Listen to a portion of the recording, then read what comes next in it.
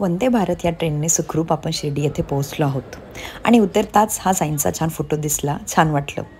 स्टेशनहून sharing ऑटोजने मी अवघ्या 10 ते 12 मिनिटात पोहोचले मंदिरात ऐन आरतीच्या वेळी. आज 14 एप्रिल म्हणजे सुट्टी होती. त्या मनाने गर्दीही पुष्कळ होती. पण मी ऑनलाईन दर्शनासाठी पास काढला होता म्हणून आरतीनंतर दर्शन वेळेत आणि खूप शांततेत झाले. वेळेत आरती आणि दर्शन आटोपून मी आजूबाजूचा परिसर देखील बघितला. देवदर्शनानंतर आता वेळ होती ती पेटपूजेची आणि मग थेट पोहोचले ते साई प्रसादालयात. मुख्य मंदिरापासून थोड्याच अंतरावर असलेले हे प्रसादालय एका दिवसात सुमारे 3,500 लोकांना अन्न पुरवतं, ते पण मोफत. मग हा अनुभव मी कसा मिस करणार होते. म्हणून मीही पोहोचले साई प्रसादालयात. मेनूमध्ये होतं डाळ, भात, 2 भाज्या आणि गोड शिरा.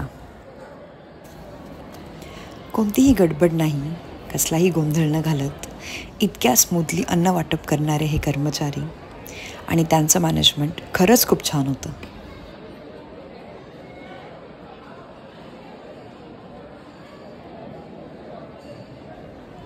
शांततेत पार पडलेलं साईंचं दर्शन आणि नंतर हा प्रसाद खरंच खूप मन प्रसन्न करणारी अनुभूती होती. मुख्य मंदिर आणि प्रसादालयानंतर मी पोहोचले जवळच्याच खंडोबा मंदिरात. मंदिर लहान पण खूप छान होतं. मूर्ती फार आकर्षक होती. मग अशा प्रकारे मुंबई ते शिर्डी 1 डे ट्रिप करून मी निघाले परतीच्या वाटेवर वंदे भारत या ट्रेनने. सकाळी ज्या ट्रेनने सोडलं त्याच ट्रेनने मला मुंबईला आणलं आणि संध्याकाळी इव्हनिंग स्नॅक आणि छान मस्त डिनर करत मी पोहोचले मुंबईला. Thank you for watching.